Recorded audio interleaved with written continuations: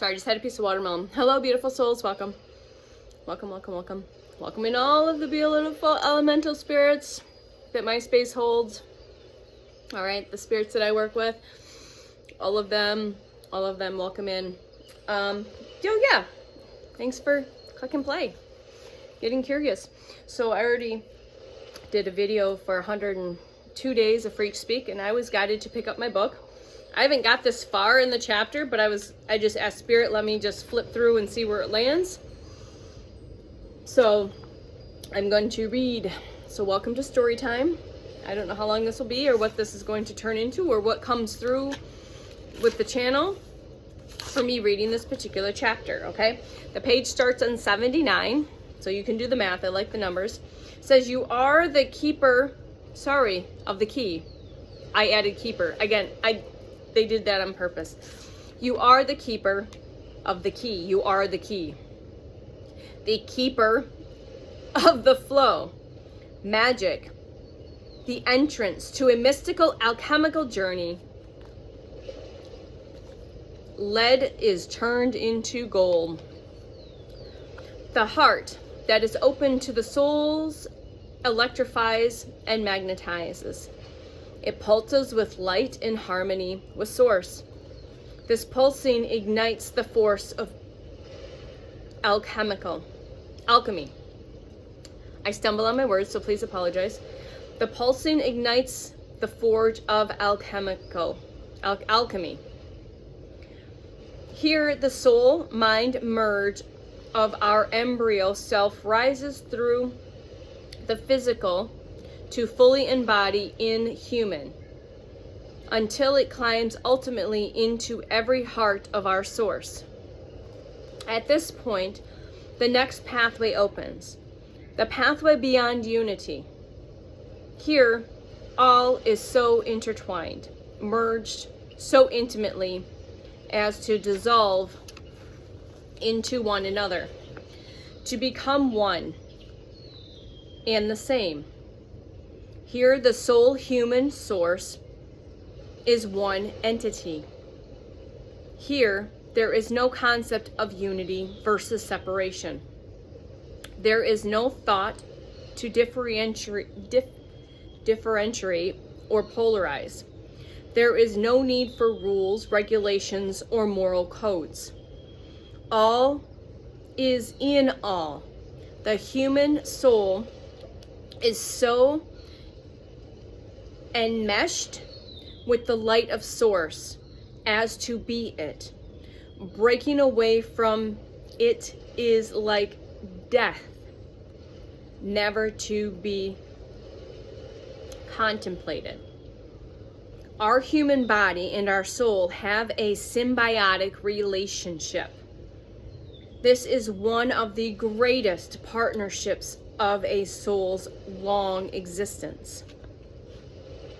We are a member of large tribes of humans, other animals, insects, fish, birds, vegetation, all sentient beings, a vast seething complex of life that we call Earth. It is to this complex of life that we are married, we are tied, and that we are obligated. We must cultivate the strength of this connection and make sense of it.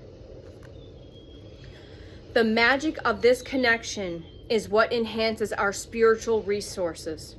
Without understanding the absolute necessity of this connection, we are not wholly human. Holy is W-H-O-O-L-Y, wholly human. We have not served our purpose here. And we have disappointed our soul's intent in coming here. Souls insulted. All right, then there's just this little paraphrase.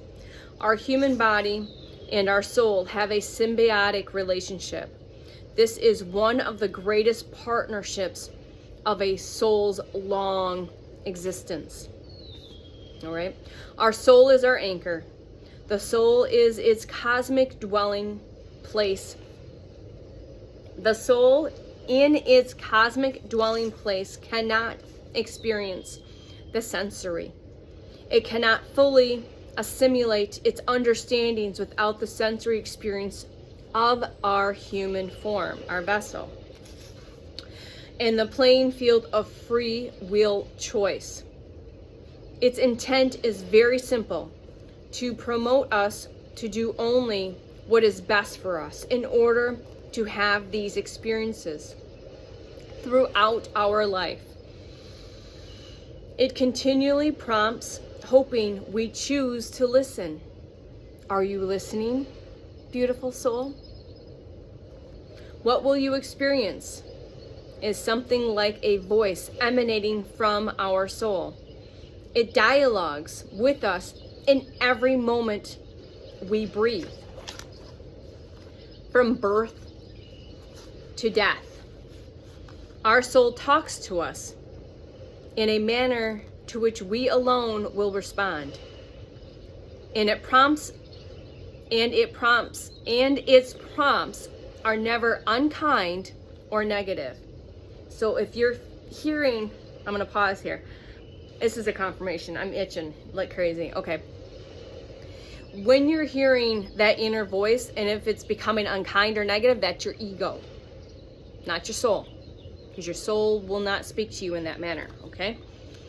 It communicates through the physical sensations of your body, clairsentient. You'll get tingles, you'll cry, you'll just itch. All right, skin responses such as shivers, goosebumps. I'm saying this before I even read it. Heat, cold, muscle spasms, twitching in the muscles, pain or tingling here or there. So I get really hot when I channel. So I have to be mindful what I wear when I do these videos, and I have to literally have the window cracked and the heat down. It's like this combination of being too hot or too cold. So I get really sweaty when I do these videos because I am channeling. I am in flow state.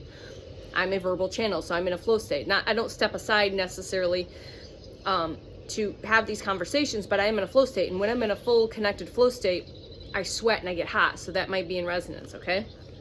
Or you can be very cold. So I go from really hot to really cold. All right, having the muscle spasms, the itches, the pains, the tingling. All right, so also through dream images while you're sleeping, which have your dreams been pretty interesting lately? Dream journal if you can. Use your phone, dictate it, do whatever you do it. Especially if it's something that's sticking out, like even if it's just a number or like a door slamming shut, birthing babies. I mean, that's what happened with me. So just that's information. It might not be necessarily literal, but it's definitely information. Then you can go down and get more information, and there's more messages in there, okay? All right, I'll get back to the story. All right, so also through dream images while sleeping or awake, so you can have these images while you're awake, or it's just a clear knowing. You don't necessarily have to have images, you just get a knowing of an image, if that makes sense. That's clear cognizance, okay? Or a voice sounding from deep within the area of your solar plexus, and much more.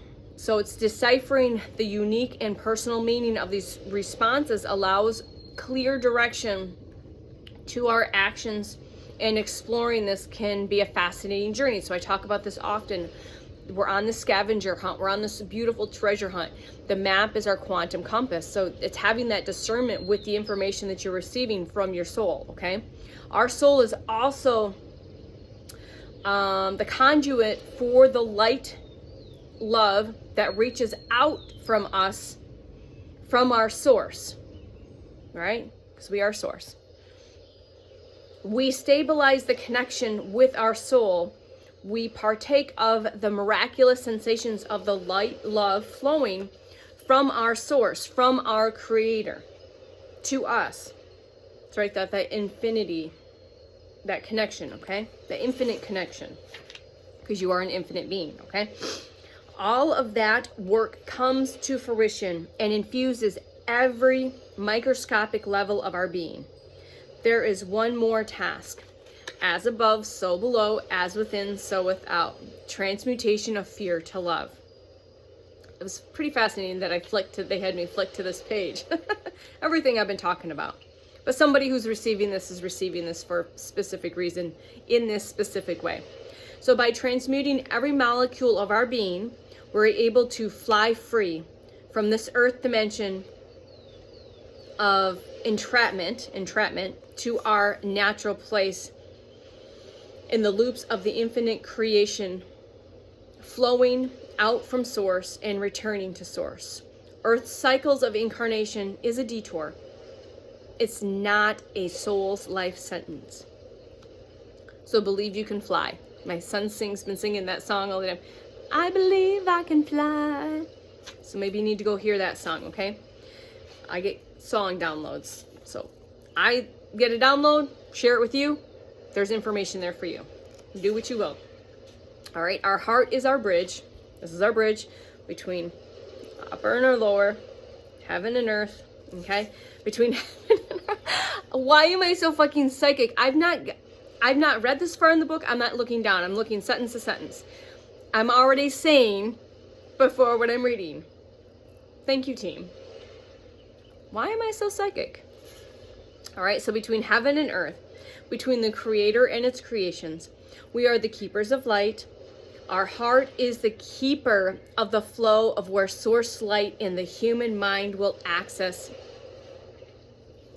Let me read this again. Our heart is the keeper of the flow where source light and the human mind will access, converge.